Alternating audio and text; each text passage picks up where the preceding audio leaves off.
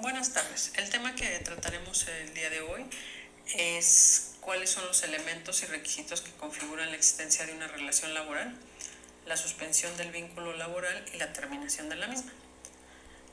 Comenzaremos por mencionar que cuántas veces no hemos escuchado en nuestro día a día que hay personas que en donde trabajan no se les da las prestaciones a las que tienen derecho, o que de pronto el trabajo que estás buscando te quieren contratar por honorarios en una figura que no te corresponde, pues te das cuenta que es un trabajo donde tienes un horario, recibes instrucciones de tu patrón, que no trabajas en otro lado. Entonces estaríamos hablando de una relación laboral y no de un contrato por honorarios, ¿no?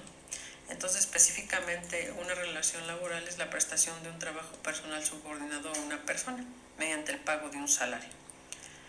Esto de conformidad con el artículo 20 de la Ley Federal del Trabajo.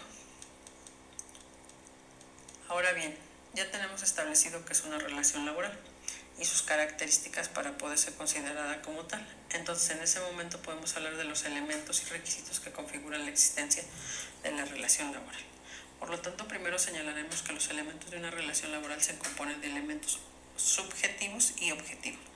Los elementos subjetivos son dos: el trabajador y el patrón. Son indispensables. Sin estos, pues no existiría una relación laboral.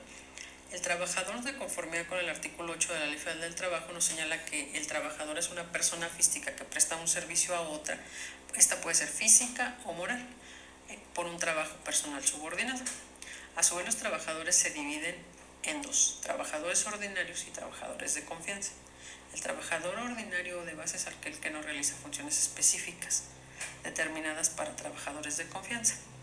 Entonces aquí podríamos decir pues que son todos los que no sean trabajadores de confianza son trabajadores ordinarios. Ahora bien, los trabajadores ordinarios también se dividen a su vez en permanentes, eventuales y temporales. Los permanentes son los que realizan funciones de manera normal sin ejercer funciones de confianza. Los eventuales son trabajadores que realizan de manera temporal una labor continua. Y los trabajadores temporales son solo los que realizan determinadas funciones por un tiempo. Ahora bien, por lo que refiere a los trabajadores de confianza, pues depende de la naturaleza de las funciones que hagan y no del puesto que se les designe.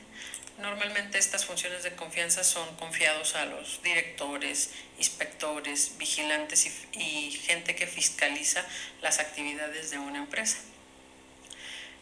Ahora bien, concluiremos con esa parte de la definición del trabajador.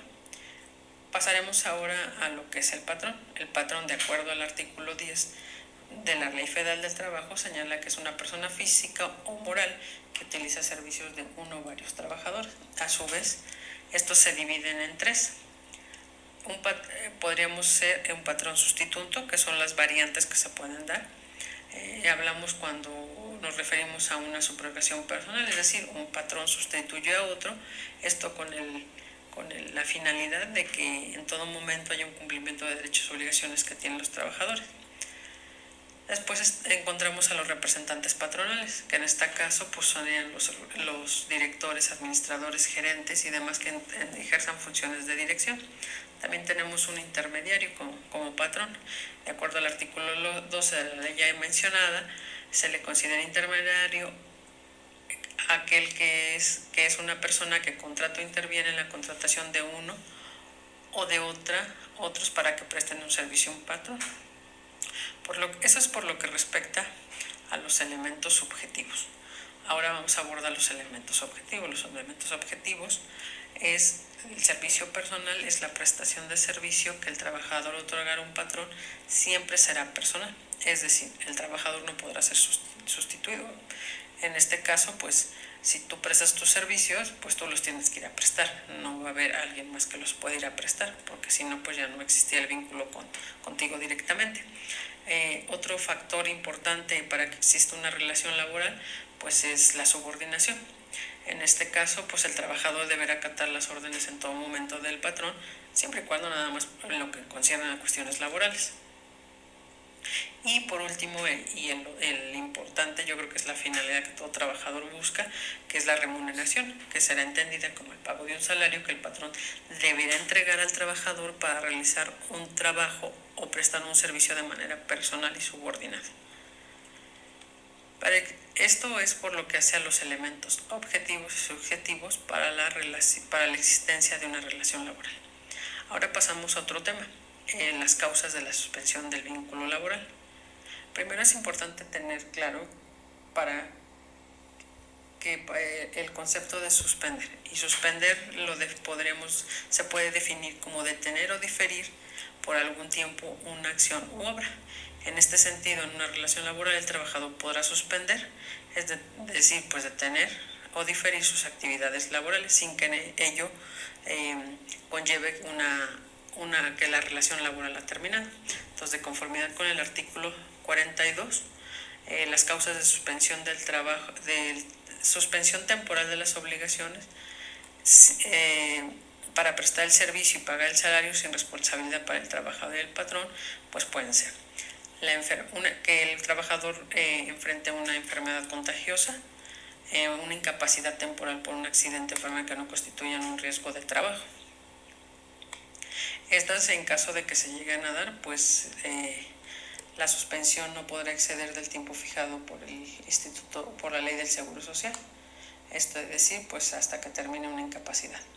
La otra causa que puede ser, que van muy de la mano, es la prisión preventiva para el trabajador, seguida de una sentencia absolutoria, es decir, siempre y cuando pues el trabajador haya obrado en defensa. Y el arresto del trabajador. En estos casos, si son detenidos, pues la relación laboral podrá continuarse a más tardar después de un plazo de 15 días después de que el trabajador haya obtenido su libertad. Otra causa de suspensión es el cumplimiento de servicios y el desempeño de cargos mencionados. Puede ser pues que tengan a hacer como servicio militar o un cargo que ostenten un cargo de elección popular o que puedan contribuir y que pueda contribuir para el gasto público. También que los trabajadores pueden ser designados como representantes de organismos estatales. En estos casos, la suspensión se podrá hacer cuando terminen de desempeñar sus cargos hasta por un periodo de 6 años. Otra causa de suspensión es la falta de los documentos que exija las leyes o reglamentos para prestar el servicio, es decir, pues los documentos que necesite para comprobar que está capacitado para hacer un trabajo, que haya concluida la temporada de trabajo, ¿no? que sea un trabajo por temporada y pues que haya concluido. Entonces en este caso pues se suspende la relación laboral. Y hay también una causa de suspensión, que es la licencia que se refiere al 144 bis de la Ley del Seguro Social, que es la licencia por cuidados médicos para padres trabajadores y asegurados. En este caso, también el último tema es la rescisión laboral justificada o la terminación del vínculo laboral. Aquí hay dos causas que se pueden dar. Las causas para rescindir la relación laboral que no tenga responsabilidad para el patrón y las que puedan ser de responsabilidad para el trabajador.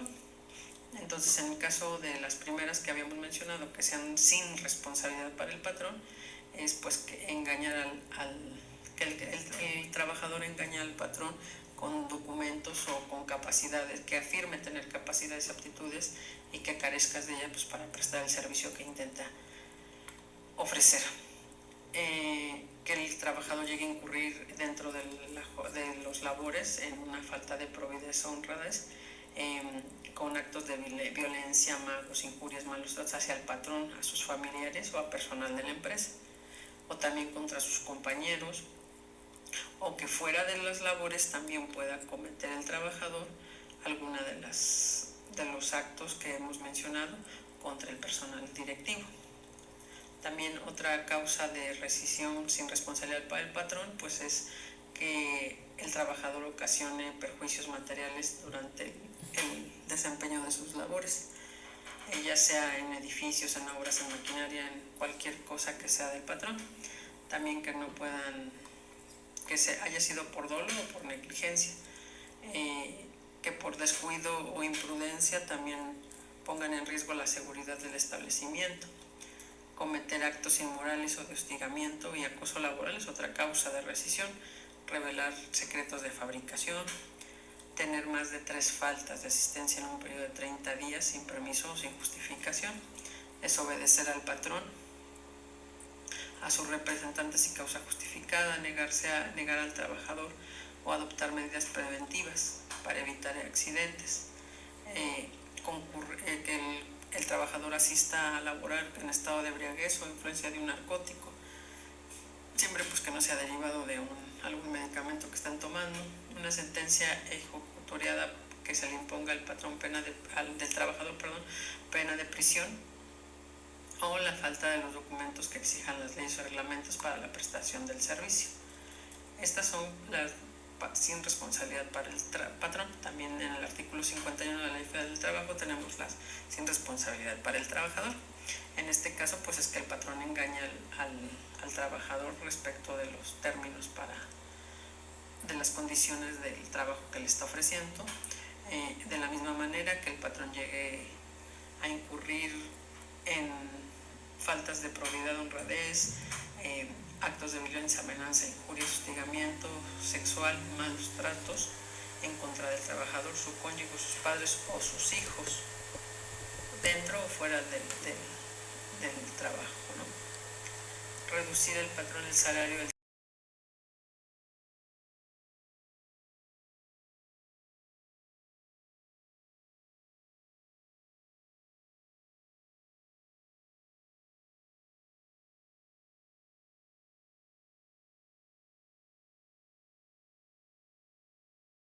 comprometer los comportamientos que menoscaben o atenten contra la dignidad del patrón. Estas son las causas de rescisión o determinación del vínculo laboral. En conclusión, lo aprendido en estos temas abordados pues son los elementos objetivos y objetivos, son los que configuran la existencia de una relación laboral, siendo los elementos objetivos el trabajador y el patrón. En los elementos objetivos la relación laboral, la subordinación y la relación, y por otra parte pues se mencionó la suspensión laboral, que en este caso no se termina, sino más bien se pausa la relación. Y por último pues fueron las causas de rescisión de la relación laboral, que es cuando se termina la misma.